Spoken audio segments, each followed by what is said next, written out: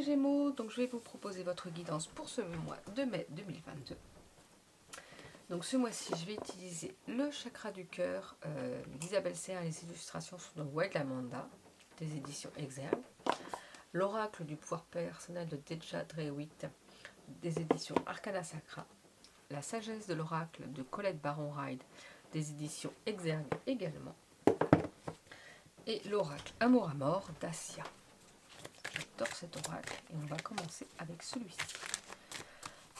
Pour connaître... Ah oui, et n'oubliez pas de me rappeler, bon vous n'allez pas pouvoir me le rappeler parce que j'ai oublié pour le signe d'avant, un petit tirage de runes. Elles étaient cachées, alors je les ai oubliées.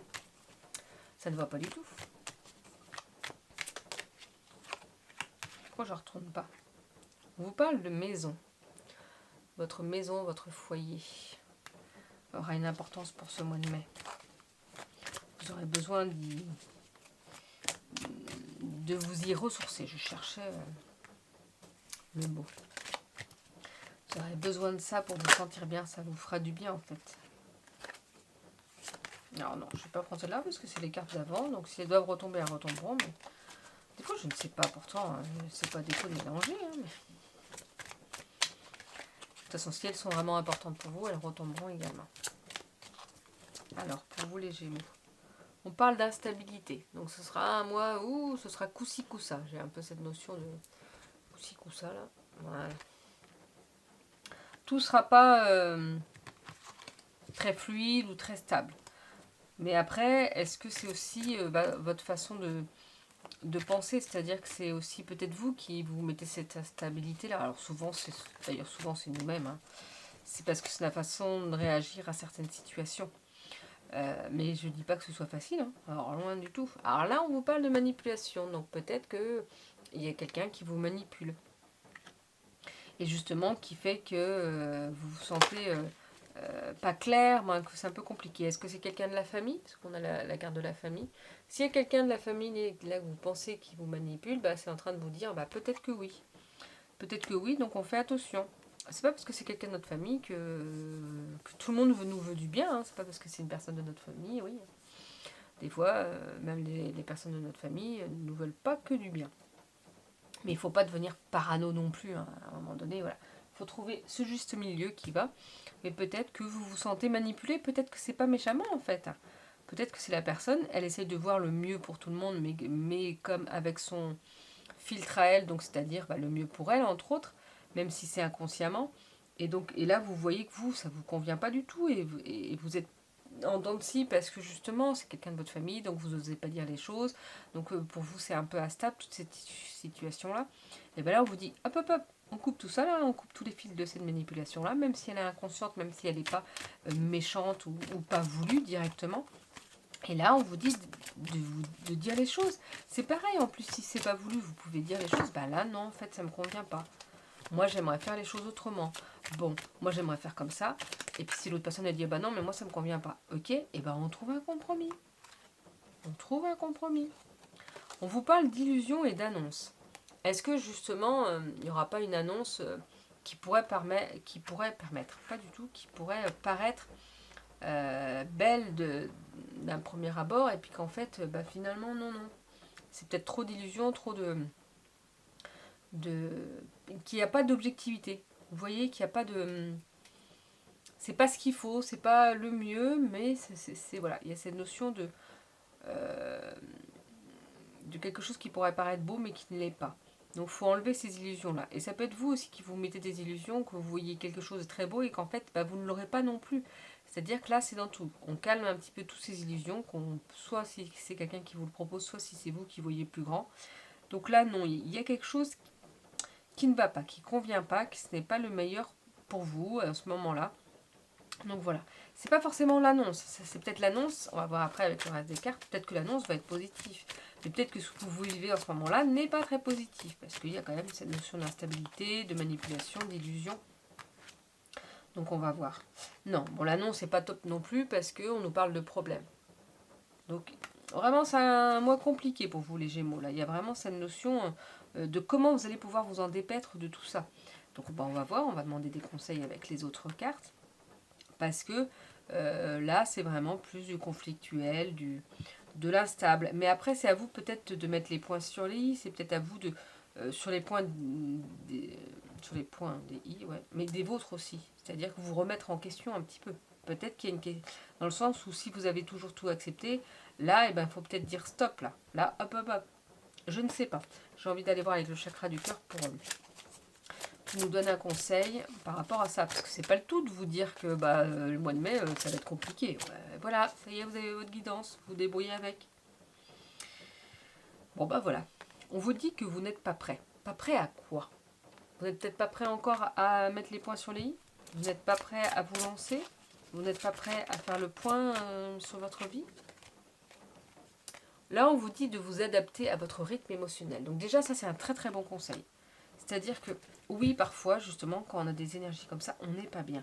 Et on peut ne pas être bien, on n'est pas bien tous les mois de l'année. Hein. Ce serait trop cool si on était bien du mois de janvier au mois de décembre. Mais il y a bien des moments donnés dans l'année où on est moins bien. Donc là, on s'adapte à son rythme émotionnel. Si on se sent triste, on pleure parce que c'est important. Parfois, on peut, comment dire, avoir besoin vraiment de prendre du temps à vivre ses émotions. C'est important pour ne pas les garder complètement en soi et qu'elles provoquent des blocages d'ailleurs. On vous parle de déplacement de distance géographique. Alors je pense que pour certains, il va peut-être falloir se déplacer pour justement mettre du recul par rapport à cette situation. Par exemple, il y a peut-être le fait besoin de prendre du temps pour soi, justement, pour se détacher de tout ça. Ça peut être aussi prendre de la distance par rapport à la situation, prendre de la hauteur et de se dire, ok, alors là, ça me saoule, j'en peux plus, ça m'énerve. Et hop, pour l'instant, on prend de la hauteur, on voit autre chose, on fait autre chose, on fait des choses qui nous plaisent. Vous voyez?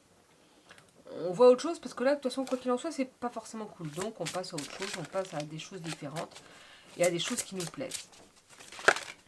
Oula. On nous reparle de rien de son chez soi. On vous reparle de la maison. La maison aura peut-être une importance. Mais comme je vous ai dit, la maison, des fois, c'est pas forcément là où on vit. Alors, rien ne vaut son chez soi. C'est là où on se sent bien. Mais ça peut être aussi, justement, c'est important de se sentir bien là où on vit. On est bien d'accord. Donc, peut-être que c'est ça. On vous dit, retrouvez votre cocon, essayez de vous faire votre cocon, essayez de vous ressourcer là où vous vous sentez bien. Et on vous dit, justement, c'est ce que je vous disais tout à l'heure, observateur. Soyez observateur de la situation. Ne prenez peut-être pas part si elle ne vous touche pas directement, déjà. Et prenez de la hauteur.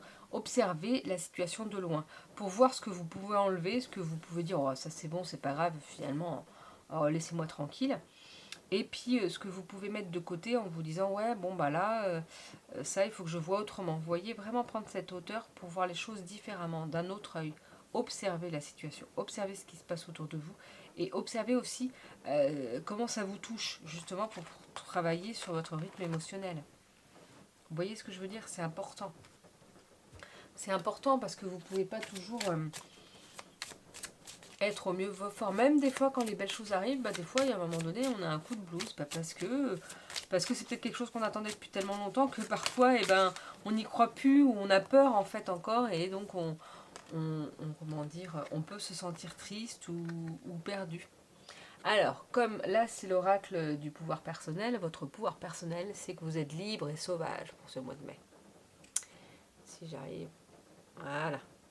Donc, soyez libre et sauvage. Je vais vous lire quand même, je ne lis pas forcément à chaque fois, mais là, je vais lire. Je suis libre et sauvage. Ah oui, c'est le numéro 43.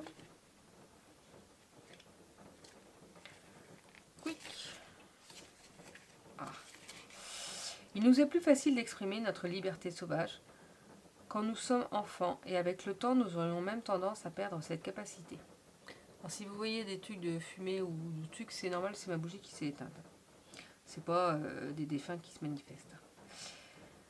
Donc je redis, il nous est plus facile d'exprimer notre liberté sauvage quand nous sommes enfants et avec le temps, nous aurions même tendance à perdre cette capacité. Ou peut-être se tarit-elle avec les années, à force que l'on nous dise quoi faire et comment nous comporter. Comment distinguer le bien du mal? Grandir ne veut pas dire cesser de s'amuser. Nous devrions pouvoir prendre du plaisir et nous sentir libres toute notre vie. Incarnez pleinement la liberté sauvage des Verseaux, chantez sous la pluie, peignez avec vos doigts, faites des cabrioles. Ravivez votre jeunesse car vous serez toujours jeune. Donc voilà, un petit conseil pour vous, hein, les Gémeaux. Et on va voir avec la rune pour le mois de mai. Et j'utilise le savoir des runes de Kim Farnell.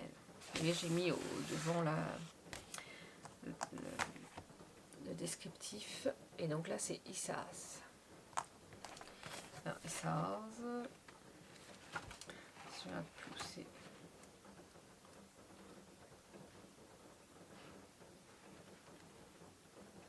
Là. Lorsqu'Issaz est tirée, elle indique une période d'immobilité, un figement dans la situation. Tous les plans doivent être mis en suspens. Elle révèle souvent des retards temporaires et des frustrations, et elle peut renvoyer à une relation qui se refroidit.